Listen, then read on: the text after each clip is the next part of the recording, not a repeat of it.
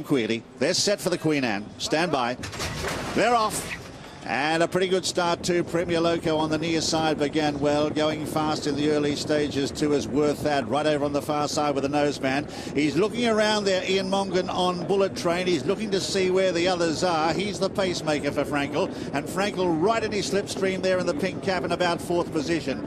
Going into second in the early stages is Joseph O'Brien on Acceleration. So on settling down, and it's Bullet Train who shows the way from Helmet and Acceleration, and a half length away Frankel, who's smothered up in the centre. 3 parts away then Worth That. Further back in the field then the black cap of Side Glance. They're followed next by Premier Loco and Red Jazz, and right out the back is Windsor Palace. In company there with Strong Suit, who's second last, and Indomito is last as they race up towards halfway in the Queen Anne. And it's Bullet Train taking them along at a good gallop. From in second, Helmet on the near side.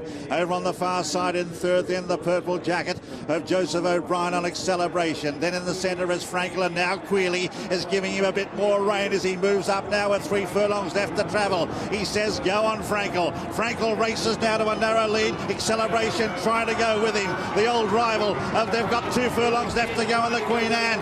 And now he starts to shake the reins at Frankel. He gets an immediate response. The champion starts to draw away. He's gone 3 lengths in front. Acceleration can find no more. And this is a procession.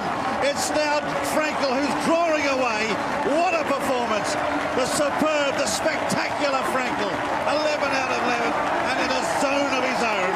It's Frankel who wins it by 8 lengths. Acceleration gets second. In third then is Side Glance, followed by Indomito, who ran on well. They were followed then by Windsor Castle back in the field. So too was Helmet in company there with Bullet Train, and further back then Red Jazz. Back towards the rear was Premier Loco in company with Worth That and also Strong Suit. But what a mighty performance by the highest rated horse in the world. It's Frankel, and what an exciting start to a magnificent week in prospect. Number 3, Frankel, ridden by Tom Queerly, is the winner. Owned by Prince Khalid Abdullah and trained by Sir Henry Cecil.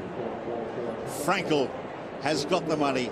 He's done it at long odds on, and it never looked in any doubt. In second is number 2, Acceleration, his old rival. He's now been beaten 5 times by Frankel.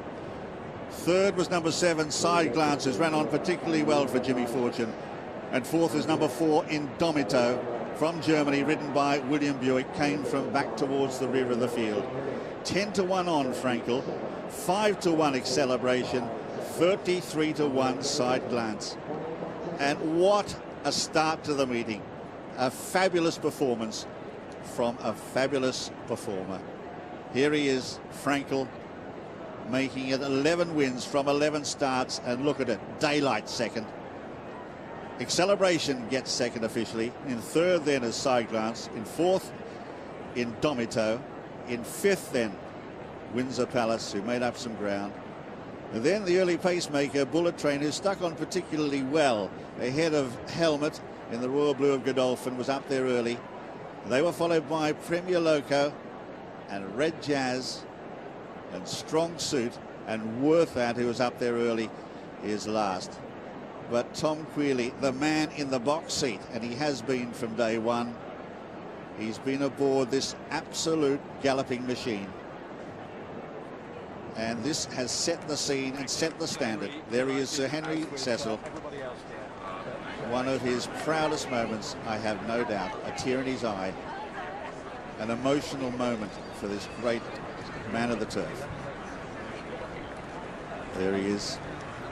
And here is Frankel on his way back after this absolutely outstanding performance. He's by Galileo, a Derby winner and a super sire in his own right. But as he comes back to scale, we hear the applause from an appreciative crowd as Frankel comes back.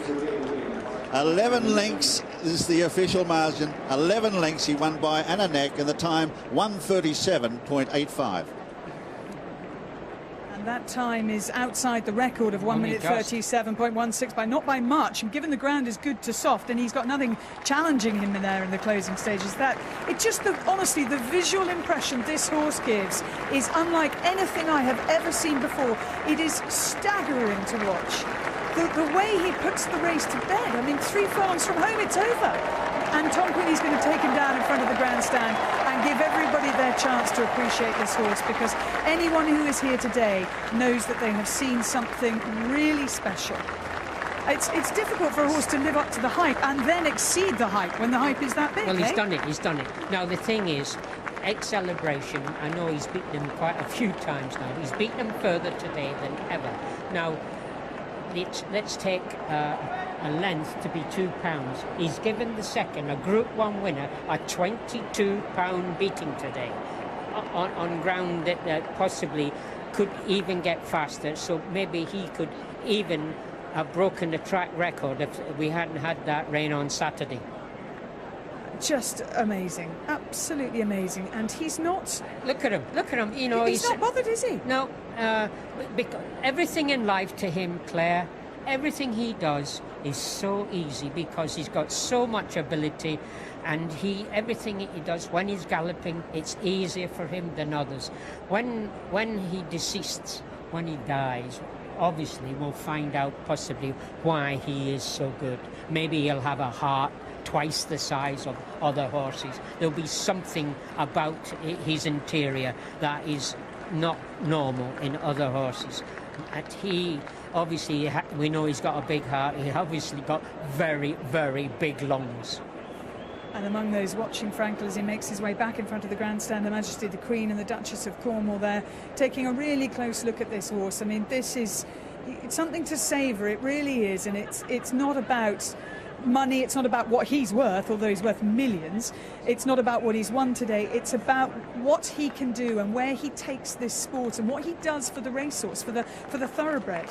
This horse is worth more than any other racehorse that's ever been. You would have to put him in the region. He won't be for sale, but you would have to, if somebody really could get a figure on him, you'd be talking about 60 million, maybe even more. You know, 60, really? 60. I said it wasn't about money though. What I was going to say was he takes the thoroughbred racehorse to another plane. Yes. He just lifts the bar. It's extraordinary. And that's what the breeders will be hoping to do by using him, and they'll pay extra money to do so.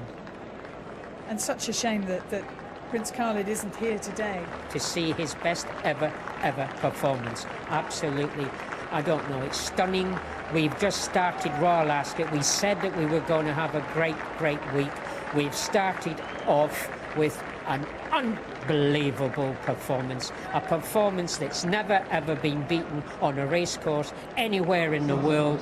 This is the best racehorse that you have ever seen, I have ever seen, that anybody will ever see.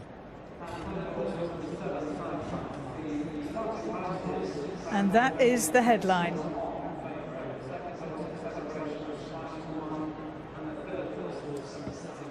Now, just repeating, the distance is 11 lengths and a neck, and that time, 1:37.85, is actually 0.69 of a second outside the record.